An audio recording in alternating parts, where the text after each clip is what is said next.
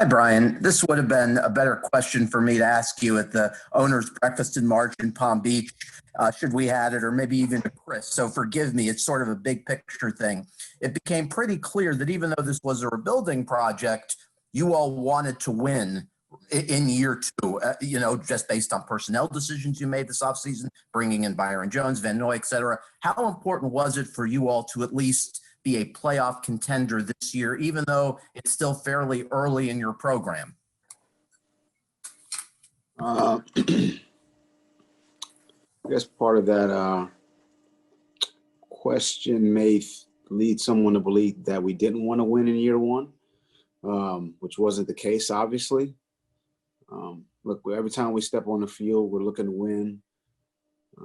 That's how we prepare. That's how we try to, we compete every time we step out there.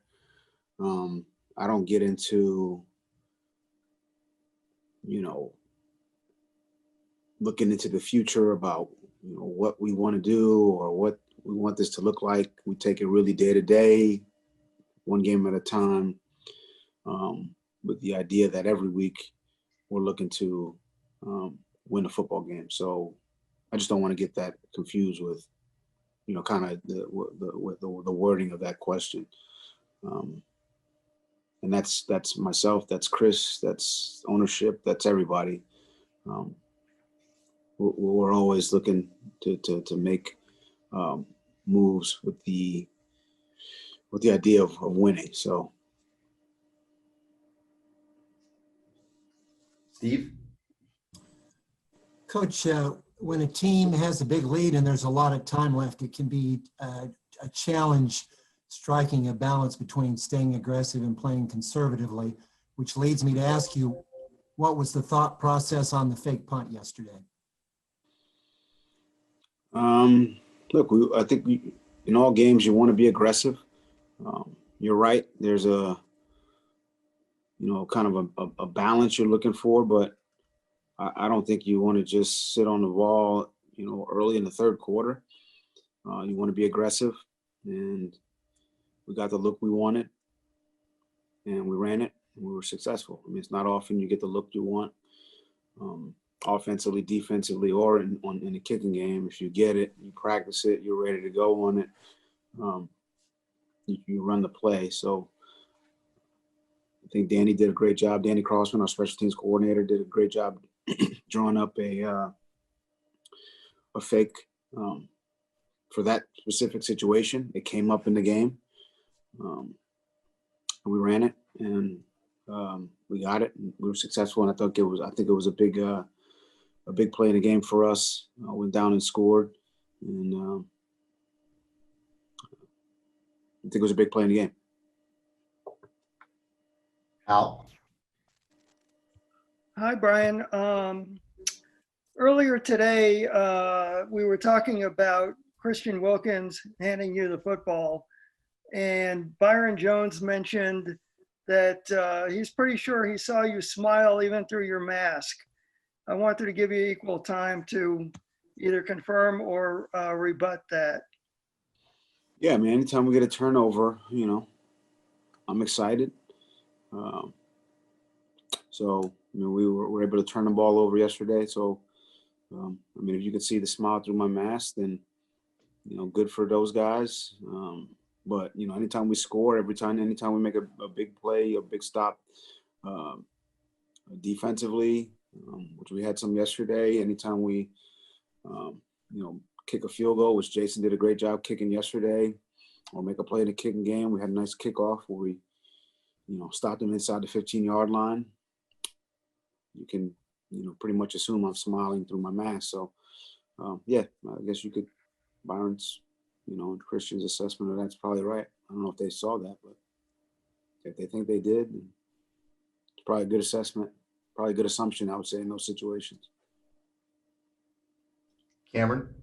Hey, Flo, I guess a couple personnel questions, if I could. One, what went into the decision to, not have Jordan Howard active on Sunday? And then I guess the second one, we saw Noah have a decrease in snaps this week when Byron returned. Is he strictly a boundary corner at this point, or do you see him still in the nickel conversation? As far as Jordan, I mean, this is a decision we made throughout the course of the week based on game plan, based on, kicking game, based on just overall numbers. We felt like that was the best. Look, we got to make people inactive, and look, Jordan's competitive. He's done a good job. So those aren't easy decisions, but we just felt like that was the best move for us. In this particular game with this particular game plan. As far as Noah, obviously we got Byron back. Noah's playtime decreased a little bit. But I would say, look, we still have a lot of confidence in Noah. He's the first guy in on the perimeter. We talk about nickel and things of that nature. He's, we're not really a nickel per se. He's really a perimeter corner, which makes him, the next guy in for either X or Byron, with Nick in there. Nick and Jamal Perry really in there as the nickel, the actual nickel position. I think oftentimes people, may misinterpret that as, Nick's playing over Noah, but they're really two different positions. So I just kind of get that, make that clear to everyone. We have a lot of confidence in Noah. Obviously, we wouldn't have put him out there if we didn't. Look, he's a young player and he's still ascending. And, based on game plan, he may play more next week. We'll just see how this goes. Kobe. Hey, Brian, wanted to ask about the offensive line. Saw that you started Hunt and moved Jesse over to left tackle. What went into that decision, and how did you think the offensive line performed as a whole? Well, I thought, as a whole, they played well. I thought the, pass protection was, against a good front was good. I thought the run game, we really got it going in the second half. I thought they played well overall. Robert Hunt, this being his first, significant playing time, I thought he showed himself well. The moment wasn't too big for him. He and Solomon, they did a good job over on the right side. We just felt like that was the best group of the best five we could put out there with Jesse, Eric on the left, Ted obviously at center, and the two young guys on the right side. So they thought they played well. It's always good to see, a young player get in there, get his first few snaps in the National Football League. I would say Robert was out there against a very, very good player in Eric Armstead for much of the day, and I thought it wasn't too big for him. So, look, we just got to continue to improve. I think Steve Marshall's done a really good job with that group.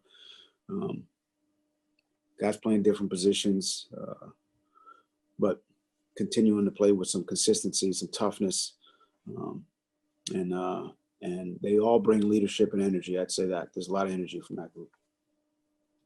Barry.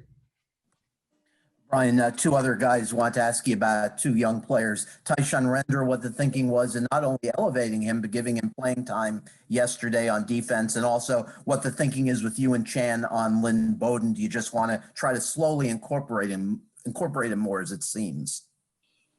Well, Render, I think he's performed well in training camp and done a good job in practice. Look, with Shaq being down, we needed another end, but we also needed someone, with Durham being down, a bigger body from a kicking game standpoint. So there's a lot of things that go into, our decisions that, you would think, normally that it's just defense and it's just one side of the ball, but, an injury to somebody, on the complete other side of the ball could affect the kicking game. And, we kind of needed some bigger bodies to fill in some backup roles from that standpoint. And that was why we went with Render. As far as Lynn, let Chan handle, the offensive side of the ball. I mean, obviously I have a little bit of input, but, he's got a great offensive mind. So, as far as how he's going to incorporate Lynn, I know you guys saw the Wildcat. He's still working as a receiver. Again, he's still, fairly new here. We're, I don't know, for 6 weeks into this with him being here. So still learning the offense, still learning the nuances of, the techniques at the receiver position. I was playing a lot of running back over there in Vegas. So this is a work in progress, and we'll just we'll take it one day at a time with him. But Chan's done a good job, as far as, developing players in the past and even, and now with the young group we've got on the O-line, at the receiver position, at the running back position. So he's done a good job, and we'll just got to continue to improve and get better. Hal?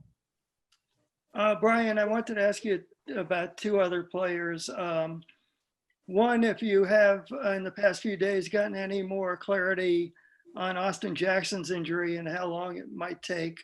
And secondly, if there was any thought given in those last couple of minutes when you had that big lead to possibly getting a few snaps for Tua. Oh, well, Austin, he's on IR, so, the minimum amount of games there is three. So, again, he's working hard. He's, doing everything he can to get better and get out there as quickly as possible. Like you guys know, I don't like to put timetables on anything, but, when you put someone on the IR, I mean, it's at least 3 games. So it's somewhat, significant. So without putting a timetable on it, Austin, all I could say is, he's really, he's working hard to get back out there. And, well, we won't be having him out to practice for at least another couple of weeks. So that would be the earliest. And if it takes longer, then it takes longer. In regards to the question about putting Tua in for a series at the end, like at the end of the game, it's not something I was, I'm really thinking about. I don't know, what we really get out of that, in my opinion. He gets a couple snaps in game. I'm not sure we're running the ball the whole time. If we want to give it to him, let him hand the ball off, I guess maybe that'll make some people happy. I don't see any real point in that. That's just, my opinion. So, look, he's the backup. I mean, I think every week we see quarterbacks go down in the league. It's unfortunate. You never want to see it, but, and look, I felt terrible for Dak Prescott, seeing that injury. So thoughts and prayers to him. I believe he had a surgery today. So thoughts and prayers to him. He's a great player. A lot of respect for him. You see guys go down. Saw the Washington quarterback Kyle Allen got hit in the head, and then Alex Smith went in. So you see this go on throughout the league. So look, Tua's our number 2. He's ready. He can go in at any moment in the game. And he'll be ready to go when his time he'll be ready to go when his number's called, I should say. All right, we have one more question. We'll go to Cam. Hey, Flo, you guys invested a lot of money in that cornerback position, with last year and then Byron Jones this year. Seemed like them two together, they played their first game, together more than half the game, and they played really well. Is that sort of the potential that you guys see as what, they can do for your defense? Yeah, I mean, I think the entire defense played well. I mean, it's never just one guy. It's never just 2 guys. I think it's a team game. So I think Josh called a good game. I think D-line played well. I thought, we had good rush. We mixed the the coverages, the man, the zone, the blitzes. They covered well. So it was a total team effort. And, they're a big part of it. But, guys like Van Ginkel and Sealer and, Baker, they played well also. Landon Roberts. So, again, it was a team effort. That's what we're going to need, team efforts really the rest of the way, especially this week. With let's call it not a new opponent, but, an opponent we didn't know we were going to get until yesterday afternoon or yesterday morning. So we got to do a great job from a preparation standpoint as coaches, get that information to the players as soon as we can, and then try to play a total team game against the New York Jets next Sunday, offense, defense, special teams.